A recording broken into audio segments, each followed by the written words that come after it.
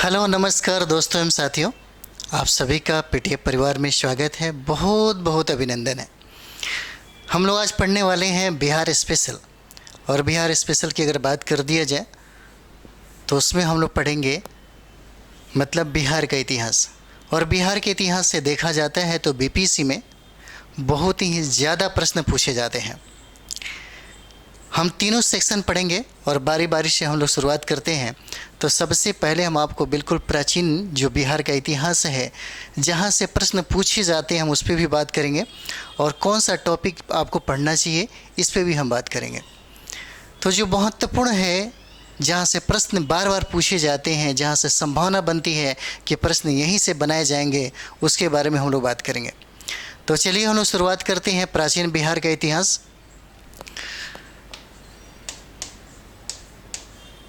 प्राचीन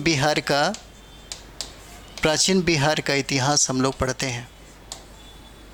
प्राचीन बिहार का इतिहास पढ़ेंगे। देखिए, बिल्कुल जो इतिहास है बिल्कुल इसी तरीके से है जैसे हम लोग राष्ट्रीय यानी कि भारत का प्राचीन भारत का इतिहास जो पढ़ते हैं, बिल्कुल उसी तरह पढ़ेंगे। हाँ, यहाँ पे एक छोटा सा आपको समझिए कि संदर्भ जो है थोड़ा कम मिलेगा, और जो भी होगा आपके एग्ज़ाम के व्यू से बहुत इम्पोर्टेंट होगा। जैसे मानते हैं कि हम लोग पाषाण काल को प्राचीन भारत के इतिहास में ही पढ़ते हैं और पाषाण काल को हम यहाँ भी पढ़ेंगे। तो यहाँ जो पाषाण काल को हम लोग पढ़ेंगे, यहाँ से भी प्रश्न पूछे जाते हैं। तो यहाँ पे कभी कभी क्या होता है कि बहुत दिक्कत होता है लड़का लोगों को, और बहुत ही आसान तरीके से हम इसे समझ सकते हैं और पढ़ सकते हैं, और कहे कि यहाँ से मतलब मार्क्स उठाना, यहाँ से प्रश्नों को बनाना बहुत ईजी हो जाता है। जैसे हम लोग शुरुआत करेंगे, अगर बात करें हम लोग, तो बिल्कुल डिवाइड भी इसी तरह कर सकते हैं जिस तरीके से हम लोग भारत के इतिहास को डिवाइड करते हैं। प्राचीन भारत का इतिहास, मध्यकालीन भारत का इतिहास और आधुनिक काल का इतिहास। उसी तरीके से हम बिहार के इतिहास को भी 3 भागों में बांट के देख सकते हैं।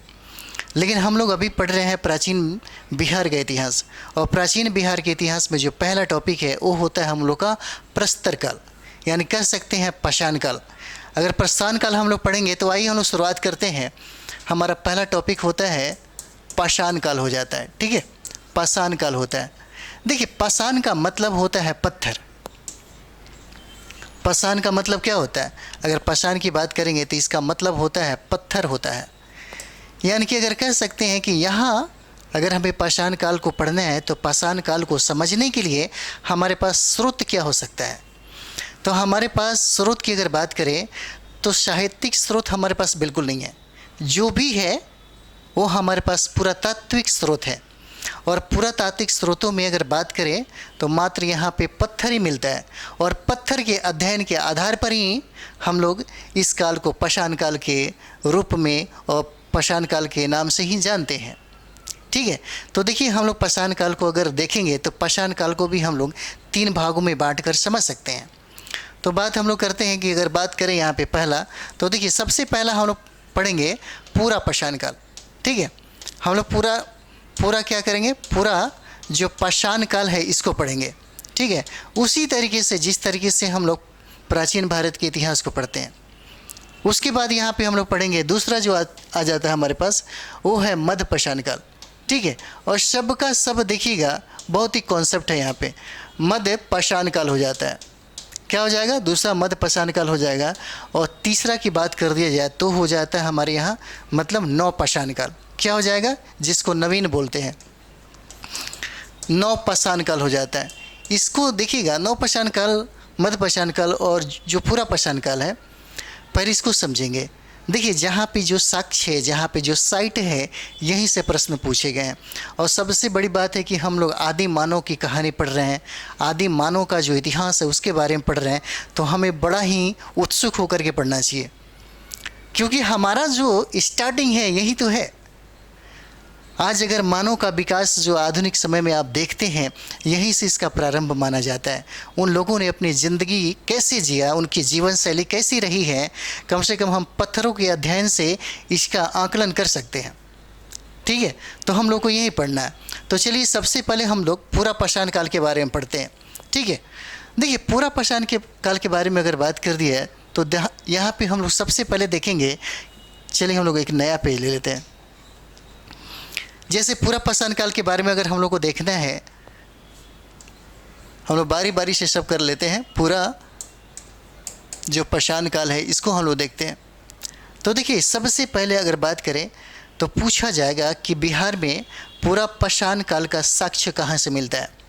अगर हम लोग स्रोत की बात करें, साक्ष्य की बात करें, तो पूछा जा सकता है कि बताइए कहाँ से, मतलब कौन ऐसा साइट है जहाँ से पूरा पाषाण कालीन, मतलब समझिए कि जो मैटर है वो मिला है। तो सबसे पहले अगर हम बात करेंगे तो हम लोग स्रोत पे बात कर लेते हैं। तो देखिएगा, जो हम लोग मतलब दक्षिण बिहार जब आते हैं तो वहाँ पे मुंगेर मिलेगा और नालंदा। मुंगेर और नालंदा से ये पूरा पाषाण काल का साक्ष्य हमको मिलता है। कहाँ से, तो याद रखिएगा, ये हो जाता है मुंगेर से, और कहाँ से, तो नालंदा से। ठीक है, इसको याद रखेंगे। यहाँ से ये साक्ष्य मिलता है, पूरा पाषाण कालीन जो साक्ष्य है आपको यहीं से मिलता है। देखिए, सबसे बड़ी बात तो हम ये कहना चाहेंगे यहाँ पे कि पूरा पाषाण काल अगर बात करें हम लोग, देखिएगा बहुत सारे विद्वानों ने, अगर बात करें हम लोग तो बहुत सारे इतिहासकार हैं, बहुत सारे जो विद्वान हैं, उन्होंने इस काल को अनेक अनेक खंडों में बांट के रखा है। बहुत सारे ऐसे लोगों का मानना है कि लगभग 1 लाख BC यानी कि ईसा पूर्व से पहले का ये काल हो जाता है। अगर दक्षिण एशियाई अगर इतिहासकारों का चाहे बहुत सारे ऐसे चीज़ें हम देखेंगे तो लोग, उनका मानना है कि 30,000 BC मतलब बहुत ओल्ड हो जाता है। तो ये देखेंगे कि अगर डेट की बात यहाँ पे हो जाती है तो डेट में जितने भी यहाँ पे विद्वान हैं वो डेट में कम से कम मतभेद जरूर दिखाएं। तो डेट से यहाँ से प्रश्न नहीं पूछे जाते हैं। तो ये कन्फर्म हो जाता है कि प्राचीन भारत के इतिहास जो पाषाण युगीन है उससे डेट नहीं पूछा जाता।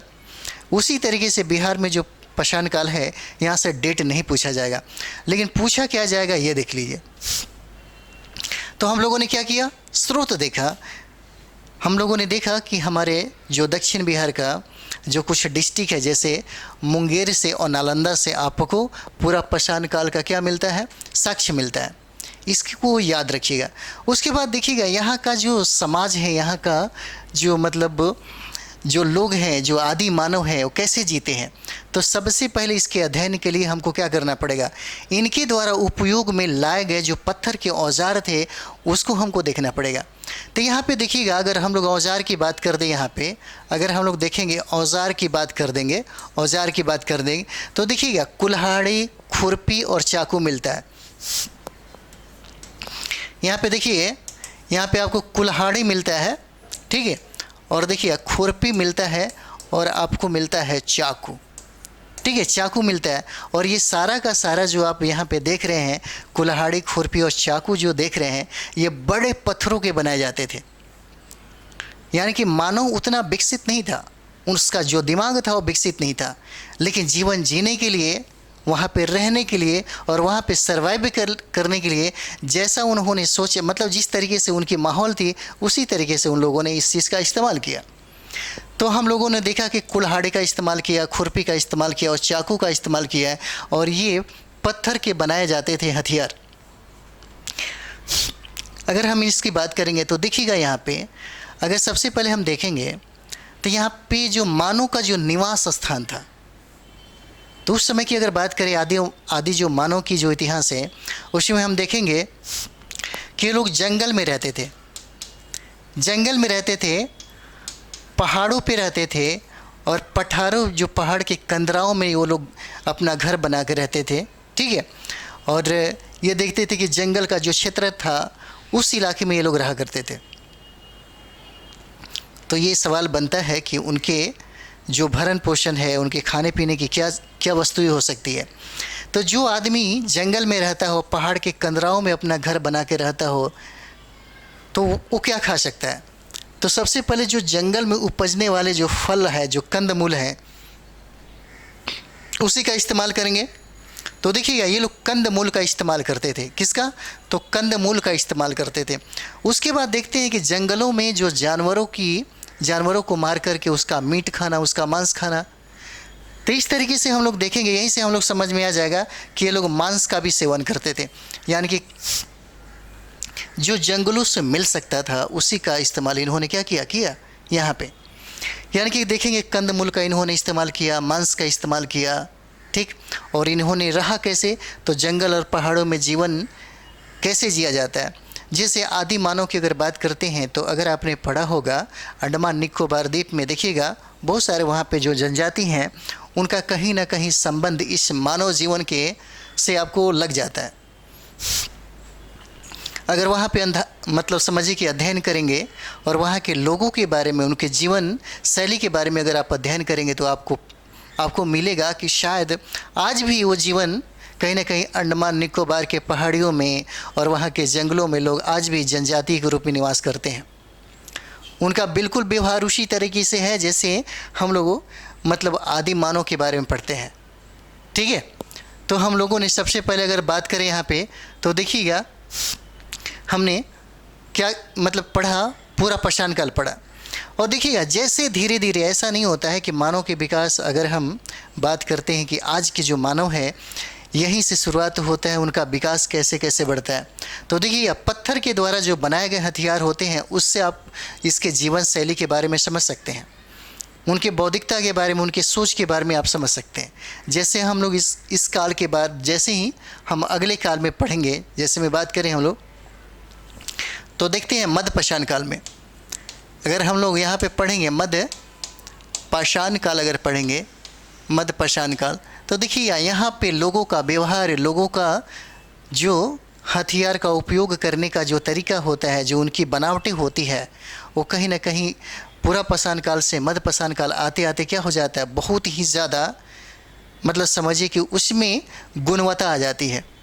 अगर वहाँ पे देखेंगे तो जैसे हम लोगों ने पूरा पाषाण काल के बारे में पढ़ा तो देखेंगे उन्होंने बड़े बड़े पत्थरों को क्या किया, काट करके उन्होंने हथियार बनाए। लेकिन जब हम यहाँ पे मध्य पाषाण काल को पढ़ेंगे तो यहाँ पे देखते हैं कि यहाँ के जो आदि मानव थे उन्होंने क्या किया, छोटे छोटे हथियार बनाए, जैसे माइक्रो लेवल का, यानी कि देखिएगा छोटे छोटे क्या किया, छोटे छोटे पत्थरों को मतलब उन्होंने काट कर हथियार बनाया, माइक्रो लेवल का बना दिया। जैसे हम लोग देखते हैं कि सबसे पहले मतलब कंप्यूटर का जो निर्माण हुआ तो मानव ने बहुत बड़ा, यानी कि समझिए कि वो जो कंप्यूटर था एक रूम में सेट लग जाती थी, बहुत बड़ा मतलब समझिए कि उसका आकार होता था। लेकिन जैसे ही उसमें डेवलपमेंट दिखने लगा, जब बहुत ही ज़्यादा डेवलपमेंट दिखा तो आज आपके हाथों में आ जाता है, एकदम मोबाइल का आकार का आपके पास समझिए कि कंप्यूटर आ जाता है। उसी तरीके से इस मानव ने अपना विकास किया। तो यहाँ पे हम लोग देखेंगे इन्होंने क्या किया, अब जो पत्थर के औजार बनाए जाते थे वो छोटे लेवल के होते थे, माइक्रो लेवल के होते थे। और सबसे पहले अगर बात कर दे तो ये मध्य पाषाण काल का जो साक्ष्य है बिहार के किस स्थल से मिलता है, तो देखिएगा यहाँ पे देखेंगे, इसको याद रखिएगा, ये मुंगेर से प्राप्त हो जाता है। कहाँ से, अगर हम लोग स्रोत की बात करें तो देखिएगा कहाँ से प्राप्त होता है, तो देखिएगा ये साक्ष्य जो है वो आपको मुंगेर से प्राप्त होता है। ठीक है, यानी कि मध्य पाषाण काल का अगर साक्ष्य देखें तो बिहार में कहाँ से प्राप्त होता है, तो देखिए ये प्राप्त होता है आपको मुंगेर से प्राप्त हो जाएगा। ठीक है, कहाँ से प्राप्त हो जाएगा, तो मुंगेर से प्राप्त हो जाता है। और यहाँ पे देखिएगा इंसान के दिमाग को विकसित होने में बहुत वक्त लगा, करोड़ों वर्ष लग गए इसको विकसित होने में। ये जो विकसित होने का जो दौर है इतना आसानी से आज के मानव को समझ के नहीं मिला है, इसमें बहुत सारा परिवर्तन हुआ, बहुत सारा परिवर्तन हुआ। और ये परिवर्तन का दौर अगर पढ़ेंगे तो आपको लगेगा कि कितनी समस्याएं, कितनी कठिनाइयां और कितनी अनुकूल और कितनी प्रतिकूलता के बाद मतलब आधुनिक मानव ने अपने विकास, अपने मतलब दिमाग को इतना ज़्यादा विकसित किया, बहुत ही ज़्यादा विकसित किया है। तो ये सारा चीज़ थी। उसके बाद ये देखिएगा, अगर स्रोत के बारे में पूछा जाए कि मध्य पाषाण काल का साक्ष्य कहाँ से मिलता है, तो ये मुंगेर हो जाएगा। क्या हो जाएगा, ये मुंगेर हो जाता है। ठीक है, और देखिएगा इन लोगों ने हथियारों के प्रयोग में प्रवीणता हासिल कर लिया था। जैसे अगर बात करें तो प्राचीन में हम लोगों ने पूरा पाषाण काल में देखा तो उसमें देखे कि ये लोग कैसा हथियार इस्तेमाल करते हैं। ये कुल्हाड़ी इस्तेमाल करते हैं, ये खुरपी इस्तेमाल करते हैं, चाकू इस्तेमाल करते हैं, लेकिन इनका जो हथियार है बेढंगा तरीके का होता है, वो बड़े आकार का होता है। लेकिन यहाँ पे जो माइक्रो लेवल का देखते हैं तो नुकीले बनाए जाते हैं, उसमें काटने का जो लगता है कि बहुत ही प्रवीणता जो है उन लोगों ने हासिल कर लिया था। ठीक है, चलिए हम लोग अगला देखते हैं। इतना होने के बाद ज़्यादा मतलब समझिए कि अगर इसको देखेंगे तो अगर आप प्राचीन भारत का इतिहास पढ़ेंगे तो उसमें भी आपको मिल जाएगा पढ़ने को, ठीक है। तो चलिए हम लोग अगला देख लेते हैं, नया पहले लेते हैं। तो अगला जो है वो हो जाता है नवपाषाण काल, ठीक है। वो हो जाता है आपका नवपाषाण काल हो जाता है, नवपाषाण काल होता है, ठीक है। और देखिए नवपाषाण काल से ही प्रश्न पूछे जाते हैं। जैसे नवपाषाण काल में हम आपको बताते हैं कि कहाँ से प्रश्न बार बार बीपीएससी ने पूछा है, ठीक है। और ये बहुत ही आपके लिए क्या हो जाता है, बहुत ही वीवीआई हो जाता है। तो एक चीज़ हम लोग देखते हैं, अगर हम लोग साक्ष्यों की बात करें तो देखिएगा यहाँ पे जो साक्ष्य है वो मिलता है आपको चिरांद से। और देखिए चिरांद के बारे में बार बार पूछा गया है सवाल। तो सबसे पहले हम लोग देखेंगे ये चिरांद से मिलता है, ठीक है। आप चिरांद जो है याद रखेंगे। और चिरांद की अगर बात करें तो ये सारण का क्षेत्र हो जाता है, ठीक है। उसके बाद हम लोग देखते हैं ये चेचर से मिलता है। कहाँ से मिलता है, तो देखिए चेचर से मिलता है। सबसे पहले हम लोगों ने देखा, सबसे पहले देखा ये चिरांद का क्षेत्र। तो नवपाषाण कालीन जो स्थल है बिहार में वो चिरांद से मिला। और चिरांद का अगर तादत में आप लगाना चाहेंगे तो ये सारण में हो जाता है। उसके बाद बात करते हैं हम लोग चेचर का। तो चेचर को देखिएगा ये वैशाली का क्षेत्र हो जाता है। क्या हो जाता है, तो ये देखिए वैशाली का क्षेत्र हो जाता है। ये जो साक्ष्य है इसको याद रखिएगा। उसके बाद देखिएगा एक जगह है सेनुआर बोलते हैं, ठीक है। एक जगह है जो सेनुआर से भी प्राप्त होता है, सेनुआर से। और सेनुआर का क्षेत्र अगर देखा जाए तो क्या हो जाता है, रोहतास हो जाएगा, ठीक है। ये क्षेत्र क्या हो जाता है, रोहतास हो जाएगा। उसी तरह से एक और भी देखते हैं मनेर देखेंगे। यानी कि मनेर की अगर बात कर दे तो पटना में हो जाता है। और पटना से भी आपको नवपाषाण कालीन जो स्थल है यानी कि जो साक्ष्य है यहाँ से प्राप्त हो जाता है, ठीक है। कहाँ से, तो मनेर से हो जाता है, ठीक है। ये मनेर की बात करें तो क्या हो जाएगा, ये पटना हो जाता है, ठीक है। क्या हो जाएगा, पटना हो जाएगा। और ये यहाँ पे हम लोग देखेंगे यहाँ पे कितना परिवर्तन होता है, इस चीज़ को सबसे पहले हम लोग देखेंगे। देखिए आप लोग नोट कर सकते हैं। तो सबसे पहला क्या मिलता है, तो देखिए अगर नवपाषाण कालीन स्थल के बारे में पूछा जा सकता है तो आपको यहाँ से बार बार प्रश्न पूछा गया है। और ये जो चिरांद है बहुत ही वीवीआई है। अगर यहाँ पे बात करेंगे तो देखिए चिरांद से भारी मात्रा में हड्डी का उपकरण प्राप्त हुआ है, ठीक है। भारी मात्रा में क्या हुआ है, हड्डी का उपकरण आपको प्राप्त हुआ है चिरांद से। और चिरांद जो है ये नवपाषाणी जो पाषाण कालीन स्थल है इसके बारे में बीपीएससी ने बहुत बार प्रश्न पूछा, ठीक है। देखिए यहाँ पे क्या परिवर्तन होता है, यहाँ पे एक चीज़ और देखेंगे। देखिए हम लोगों ने पूरा पाषाण काल को पढ़ा और पूरा पाषाण काल के बाद हम लोग मध्य पाषाण काल पढ़े। और मध्य पाषाण काल के बाद हम लोग क्या पढ़ रहे हैं, नवपाषाण काल पढ़ेंगे। तो क्या लगता है नवपाषाण काल आते आते मानव का विकास नहीं होता है, मानव का दौर जो है वो बढ़ता नहीं है। देखिए कहीं ना कहीं प्रकृति से उन्होंने लड़ा, प्रकृति को समझा। उसके बाद जिन हथियारों का उपयोग किया उसमें भी बहुत सारा नवीन, समझिए कि नवीन चीज़ें डाल दी। जैसे अगर यहाँ पे बात करेंगे तो देखिएगा इससे पहले की अगर बात करें यहाँ के पहले की बात करेंगे तो देखेंगे कि पूरा पाषाण काल में और मध्य पाषाण काल में आदि मानवों ने सबसे ज़्यादा किस चीज़ का इस्तेमाल किया, पत्थर का इस्तेमाल किया। पत्थर के बनाए गए जो हथियार थे उसी का इस्तेमाल किया। लेकिन जैसे ही हम लोग नवपाषाण काल में आते हैं तो यहाँ पे देखेंगे कि लोग पत्थर का इस्तेमाल तो करते ही करते हैं, साथ ही साथ वो हड्डियों का भी इस्तेमाल करते हैं। और हड्डियों से बनाए गए जो उपकरण होते हैं, जो हथियार होते हैं, उनके बारे में भी हमको पढ़ने को मिलता है। जैसे में हम लोगों ने देखा कि बिहार में जो चिरांद है, जहाँ से चिरांद से जो साक्ष्य मिला है वहाँ से सर्वाधिक मात्रा में आपको हड्डियों का उपकरण मिलता है, ठीक है। तो ये हो जाता है। उसके बाद हम लोग देखेंगे, उसके बाद हम लोग यहाँ पे देखेंगे, देखिएगा पहले का जो आदि मानव था वो लोग अपना जीवन यापन कैसे करते थे। तो अगर जीवन यापन की बात कर दिया जाए तो देखिएगा पूरा पाषाण काल में उनका जीवन बिल्कुल कंदराओं में रहना, पहाड़ों पे अपना मतलब निवास ढूंढना, मतलब बहुत सारा चीज़ था, जंगलों में रहना। लेकिन यहाँ पे पहाड़ों से हट करके, जंगलों से हट करके अब नवपाषाण कालीन अगर स्थल की बात करें तो मानव कहाँ पे आके रुक जाता है, तो देखिए यहाँ पे मानव मैदान में आ जाता है, ठीक है। कहाँ पे आ जाता है, तो मैदानी क्षेत्र में आ जाता है। और मैदानी क्षेत्र में आने के बाद वो लोग नदियों के किनारे रहना शुरू करते हैं। कहाँ पे, नदियों के किनारे रहना शुरू करते हैं। इस चीज़ को समझिए, नदियों के किनारे क्या करते हैं, नदियों के किनारे वो लोग यहाँ पे रहना शुरू कर देते हैं। तो देखिएगा कहीं ना कहीं हमको ऐसा लगता है, इससे आप अंदाज़ा लगा सकते हैं कि मानव ने अब क्या किया था, मतलब स्थिर रहना शुरू कर दिया था। कहीं ना कहीं अब उसको इस्टेब्लिश मतलब मिल गई थी कि अब हमको यहीं पे कंटिन्यू अब रहना है, घर बना के रहना, चाहे जो भी जैसे भी रहना है। यानी कि जैसे ही उन लोगों ने अपना ठिकाना नदियों के किनारे ढूंढ लिया और मैदानी क्षेत्र अगर ढूंढ लिया, तो देखिए मैदानी क्षेत्र अगर इन लोगों ने ढूंढा तो यहाँ से कहा जाता है कि कृषि का प्रारंभ माना जाता है। जैसे देखिएगा यहीं से कृषि का प्रारंभ माना जाता है। ठीक है, कृषि का क्या माना जाता है, प्रारंभ माना जाता है। जब देखिएगा मैदानी क्षेत्र में आएंगे तो कुछ न कुछ उपजाने का काम करेंगे। जैसे नदियों के किनारे अगर बसते हैं तो वहाँ पे उनका जीवन बड़ा ही आसान हो जाता है, तो वहाँ पे इनका जो विकास होता है बहुत ही ज़्यादा मतलब विकसित अवस्था में दिखाई जाती है।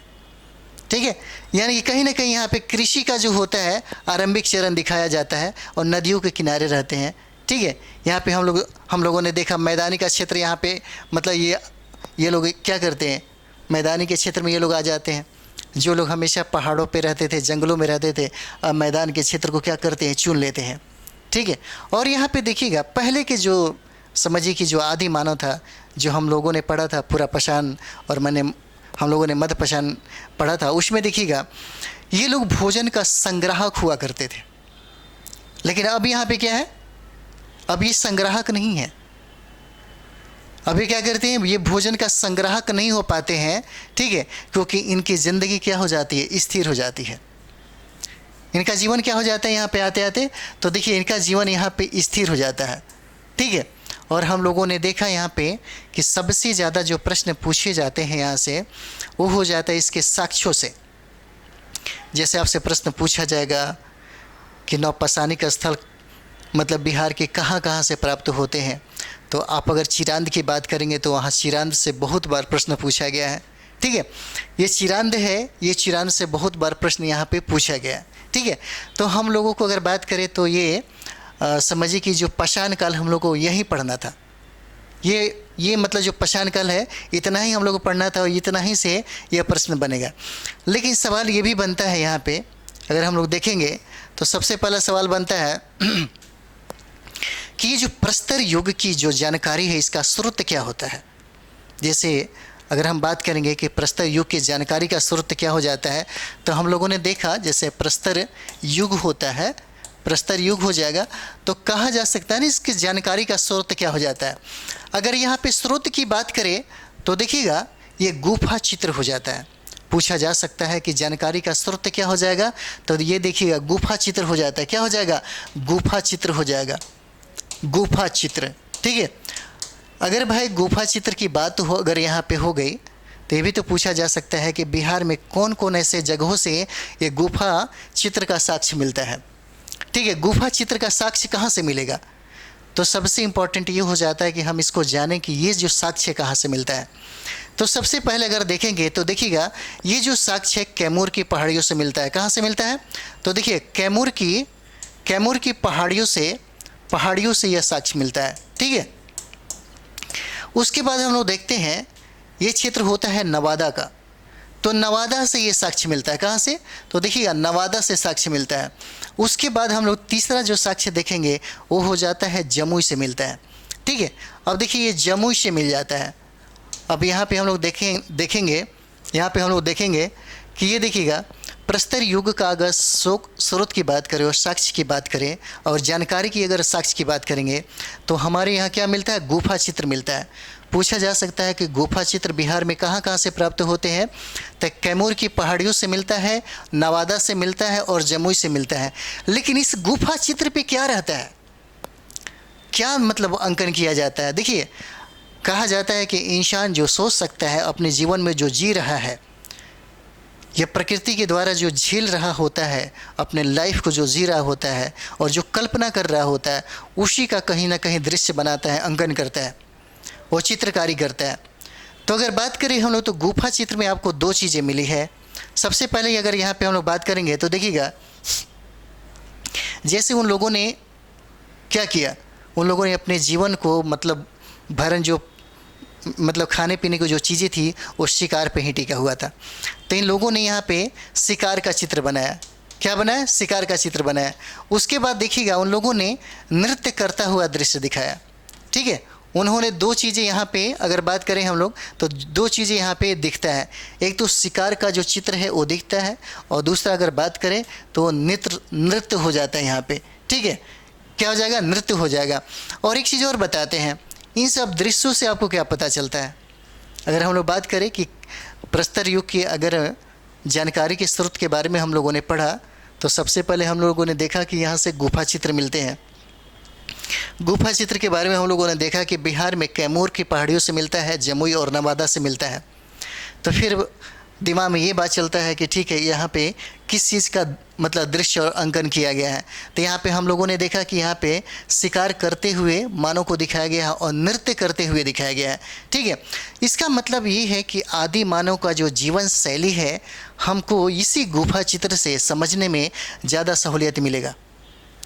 यानी कि आप इतना देखने के बाद आप पता कर सकते हैं कि वहाँ के आदि मानव का जो शैली था, जो सलीका था, जो अंदाज था उनके जीने का, इसको हम आराम से अच्छे तरीके से क्या कर सकते हैं? समझ सकते हैं।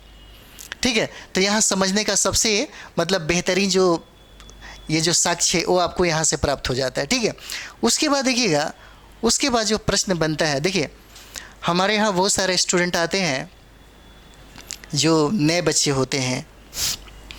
अक्सर मैं करता हूँ, कोई करता है या नहीं करता है नहीं पता, बट हम ज़रूर करते हैं। हम अपने जो भी स्टूडेंट आता है अगर नया नया है तो हम उसका एडमिशन नहीं लेते।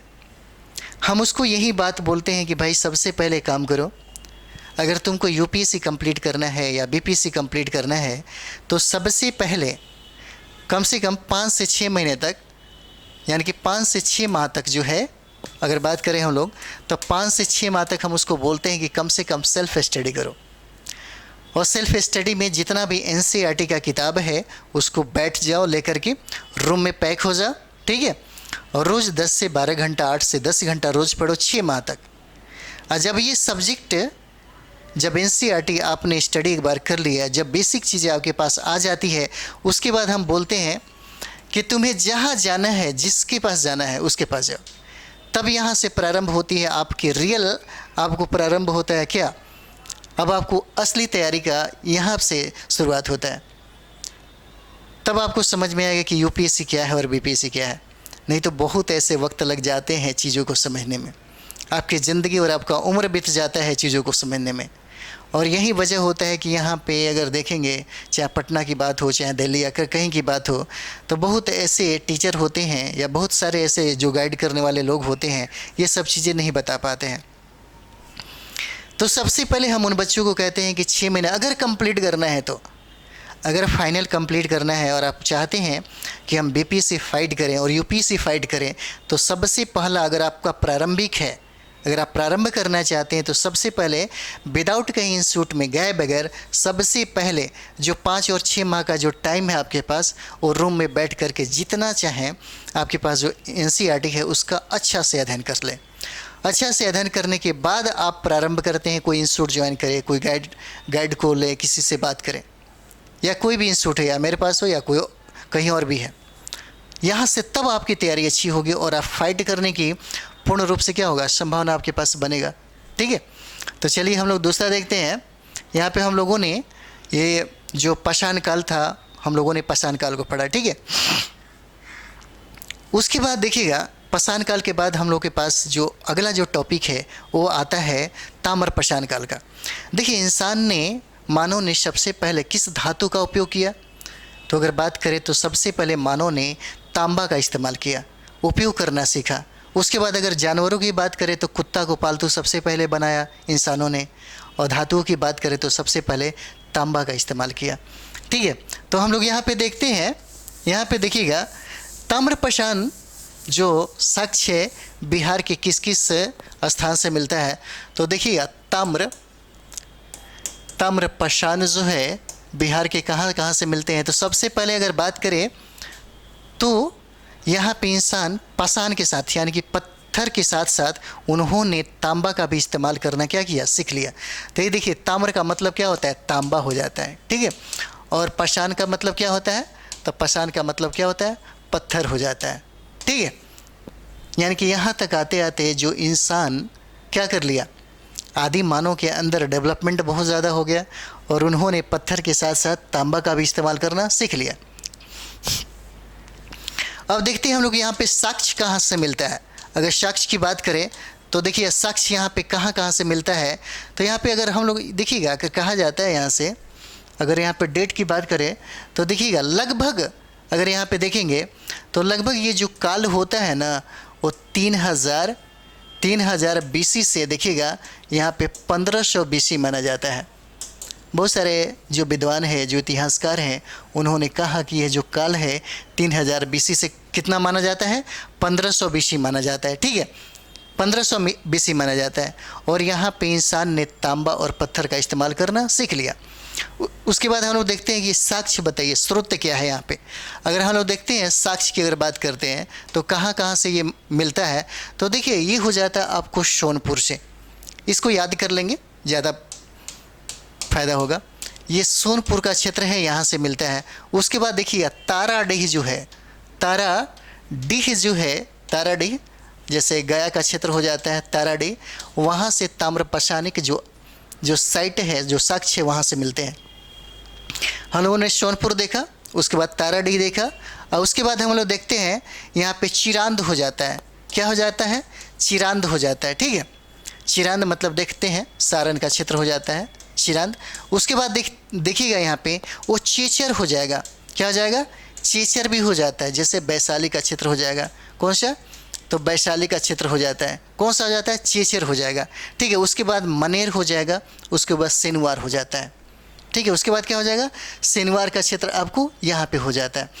तो हम लोगों ने पाषाण काल की अगर बात करें तो यहाँ तक हम लोगों ने पाषाण काल को पढ़ा, जिसमें हम लोगों ने पाषाण काल को 3 भागों में बांट के देखा। पूरा पाषाण काल पढ़ा, मध्य पाषाण काल पढ़ा, और उसके बाद जो आता है नव पाषाण काल पढ़ा। और जो नव पाषाण काल से हम लोगों ने देखा कि चिरांद को सबसे ज़्यादा फोकस किया गया है। ठीक है, और इसके बारे में हम लोग को ज़्यादा मतलब एक गुफा चित्र, मतलब जो साक्ष्य जानने का, जो जानकारी का जो स्रोत है, उसके बारे में हम लोगों ने पढ़ा। उसके बाद हम लोगों ने ताम्र पाषाण काल के बारे में पढ़ा। ठीक है, उसके बाद हम लोग यहाँ पे प्रारंभ करते हैं आर्यों का आगमन। आर्यों के आगमन से जो प्रश्न पूछे जाते हैं हम लोग उस पर बात करते हैं। तो देखिएगा, अगर हम लोग देखेंगे यहाँ पे आर्यों का आगमन, तो यहाँ पे देखिए आर्यों का जो आगमन है, आगमन ये देखेंगे। देखिए हम लोग ये जानते हैं कि आर्यों का आगमन मध्य एशिया से होता है, और मध्य एशिया से आने वाले जो लोग हैं उन्हें यायावरी के रूप में जाना जाता है, घुमक्कड़ के रूप में जाना जाता है। और आर्य जब सबसे पहले भारत में आए थे तब उन्होंने कहाँ पे बसा, तो सप्त सैंधव प्रदेश में बसा।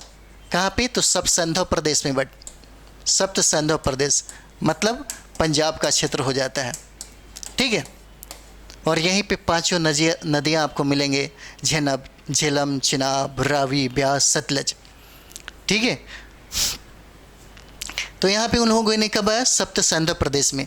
और कहा जाता है कि इनका जो आगमन होता है, मतलब समझिए कि बारी बाई स्टेप ये लोग आते हैं। लेकिन अगर कालखंडों की अगर बात कर दे तो देखिएगा 1500 BC में क्या होते हैं, ये सप्त सैंधव प्रदेश में आकर के बस जाते हैं। लेकिन सवाल है कि हम लोगों को बिहार में आर्यों का आगमन पढ़ना है।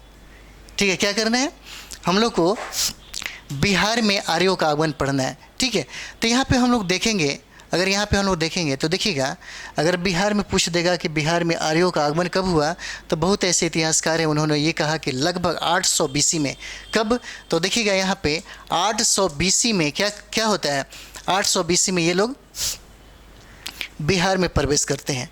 और बिहार का अगर क्षेत्र देखा जाए तो देखिएगा ये लोग अपना, जैसे अगर हम लोग बात करते हैं तो इसके बाद देखिएगा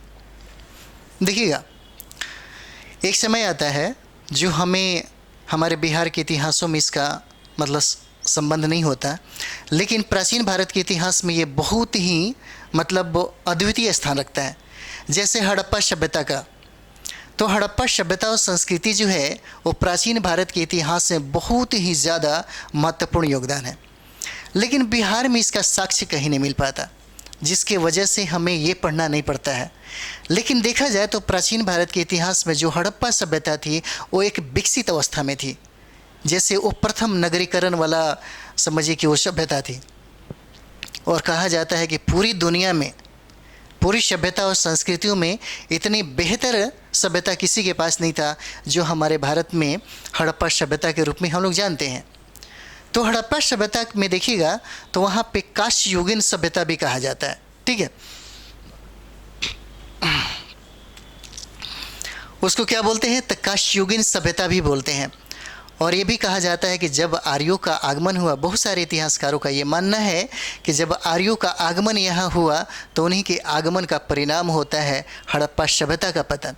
मैंने ये कहा हड़प्पा सभ्यता का पतन, हड़प्पा संस्कृति का पतन नहीं, हड़प्पा सभ्यता का पतन होता है, ठीक है। और हड़प्पा सभ्यता के पतन के बाद जो बहुत ही विकसित अवस्था में नगरीकरण था वो फिर से कहीं ना कहीं वैदिक सभ्यता की तरफ हम लोग रुख करेंगे तो देखिएगा एक बहुत मतलब समझिए कि ग्रामीण सभ्यता को हम लोग पढ़ने लगते हैं। और हड़प्पा सभ्यता को अगर पढ़ेंगे तो वो मातृ प्रधान समाज होता है, और जैसे ही अगर हम पढ़ेंगे वैदिक समाज को पढ़ेंगे तो वहाँ पे पितृतात्मक जो समाज है वहाँ पे हमको देखने को मिलता है। लेकिन अगर हम लोग बिहार के इतिहास के बारे में पढ़ेंगे आर्यों के आगमन में तो देखिएगा हम लोगों के पास ये हड़प्पा सभ्यता का कोई ऐसा साक्ष्य नहीं मिल पाता बिहार में, जिसके वजह से हम इससे नहीं पढ़ पाते। दूसरी बात हम लोग देखते हैं कि आर्यों का आगमन, तो चलिए यहाँ पे देखते हैं। अगर हम लोग बात करें यहाँ पे तो देखिएगा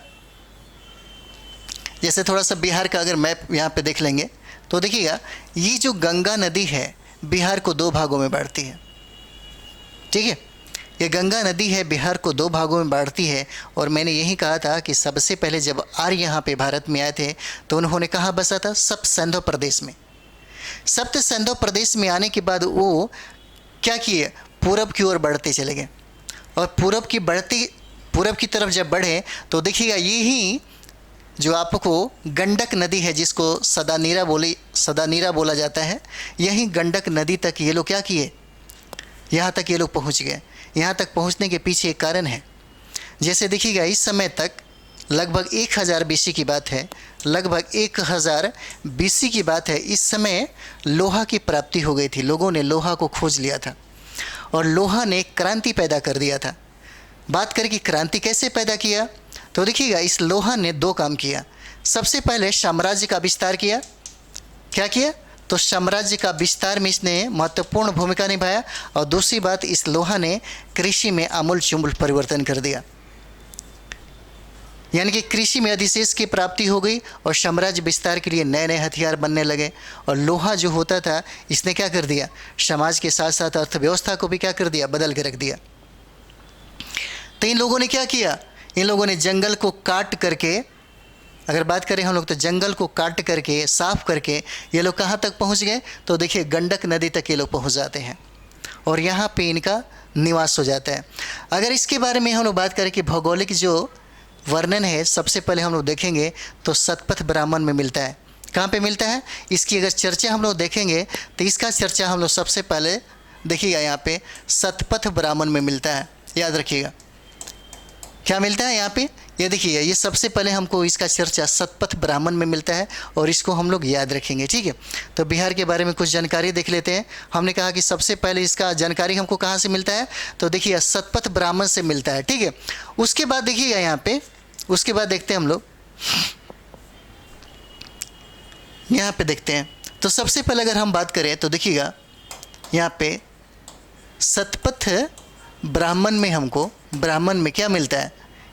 शतपथ ब्राह्मण की अगर बात कर दे तो देखिए यहाँ पे जो भौगोलिक है, यानी कि भौगोलिक जो क्षेत्र है उसके बारे में हमको जानकारी मिलता है बिहार के बारे में, ठीक है। बिहार के भौगोलिक जो क्षेत्र जो है उसके बारे में हमको क्या मिलता है? जानकारी मिलता है। और सबसे पहले अगर जानकारी की बात कर दिया जाए तो वो जानकारी हमको शतपथ ब्राह्मण में देता है। किस में देता है? शतपथ ब्राह्मण में देता है। तो देखिएगा आर्यों का सबसे जो पहला ग्रंथ होता है वो होता है ऋग्वेद, ठीक है। तो ऋग्वेद में क्या कहा गया इसको देखिए। तो सबसे पहले अगर बात कर दे तो देखिएगा ऋग्वेद में यानी कि ये जो ऋग्वेद है यह आर्यों का प्रथम ग्रंथ हो जाता है, ऋग्वेद। और ऋग्वेद में देखिएगा बिहार को क्या कहा गया? तो बिहार को किक्कट और ब्रात्य कहा गया है। क्या कहा गया? याद रखिएगा बिहार को अगर हम लोग बात करें तो बिहार को क्या कहा गया? तो देखिए किक्कट कहा गया, किक्कट, ठीक है।